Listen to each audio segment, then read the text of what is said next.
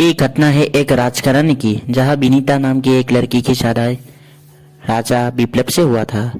विनीता सोचती थी कि शादी के बाद उनके जीवन में बहुत सारा खुशी आएगी, लेकिन उनको पता नहीं था कि उसके जीवन में अब अंधकार आने वाला है।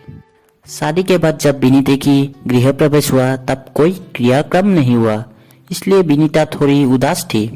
राजा विप्लव ने नौकरानी रेवती को बुलाया और बोला, रेवती, महारानी की अच्छी तरह से देखभाल करना, किसी भी चीज की कमी नहीं होनी चाहिए। नौकरानी रेवती ने बोला, चिंता मत कीजिए हुजूर, मैं अच्छी तरह से ख्याल रखूंगा। राजा विप्लव ने बोला, अब हम आते हैं। नौकरानी रेवती बोला, महारानी, राजगृह में रहते समय कुछ नियम है जिसके पालन करना हमारा दायित्व है। आइए, आपके कमरा दिखा देता हूँ। विनीता ने राजगृह देखकर बहुत ही आनंदित हुए थे। विनीता ने राजगृह के बालकनी पे पहुंचा तो उसे कुछ आवाज सुनाई दिया। पीछे मुड़कर देखा तो उन्होंने एक स्त्री को देखा।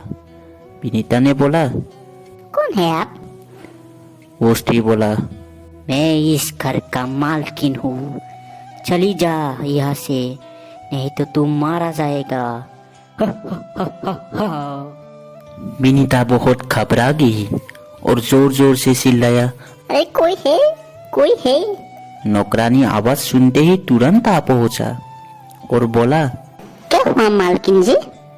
विनीता ने घबराते हुए बोला, अरे वो औरत। नौकरानी ने बोला, कौन औरत? विनीता ने पीछे मुड़कर देखा तो हैरान ही हो गया। विनीता ने बोला, अरे कहाँ गई ये औरत? अभी तो यहाँ पर थी। नौकरानी ने बोला, कोई तो नहीं है यहाँ पे, शायद आपकी तबीयत खराब नहीं। चलिए, मैं आपको अपने कमरे में छोड़कर आती हूँ। पिछले दिन विनीता ने राजगृह में उस औरत की तस्वीर देखा जिसने उस दिन बालकनी पर खड़े हुए थे। विनीता ने नौकर हरी चाचा को बुलाया और पूछने लगे, कौन है ये औरत? अभी यहाँ उसे बुलाओ। बात सुनकर हरी चाचा थोड़ा घबरा गया। विनीता ने बोला, क्या हुआ, इतना क्यों घबरा रहे हो? हरी चाचा बोलने लगे, अरे महारानी, इसको बीते हुए तो बहुत दिन हो गए। उसी वक्त वहां पे नौकरानी रेवती आ पहुंचा और बोला, हरी चाचा, आप यहाँ क्या कर रहे हो? जाइए यहाँ से। विनीता ने नौकरानी रेवती से पूछा। आखिर कौन है ये औरत? रेवती ने थोड़े घबराते हुए बोले, पता नहीं महारानी जी। पिछले दिन विनीता ने हरी चाचा से पूछा, सच सच बताओ, कौन थी वो औरत? हरी चाचा ने बोला, महारानी, हमें तो यहाँ पे आए हुए ज्यादा दिन नहीं हुए, मुझे तो कुछ पता नहीं है। लेकिन हाँ, लोगों के मुंह से सुना है कि उस औरत को बीते हुए 1 साल हो गए। पिछले दिन जब राजा विप्लव राजगृह पहुंचे तो विनीता उसे उस औरत के बारे में पूछ कर हालत खराब कर दी। राजा विप्लव गुस्से से बोला, हाँ, वो औरत और कोई नहीं, मेरी पहली पत्नी सुरेखा है। मैंने तुमसे इसलिए शादी की क्योंकि मुझे एक संतान चाहिए था, क्योंकि वो संतान इस संपत्ति को संभाल सके।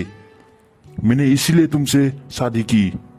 मैंने उसकी अर्थिया नदी में नहीं बहाया क्योंकि वो मेरे साथ रह सके, अभी भी उसकी स्मृति मेरे साथ रह सके।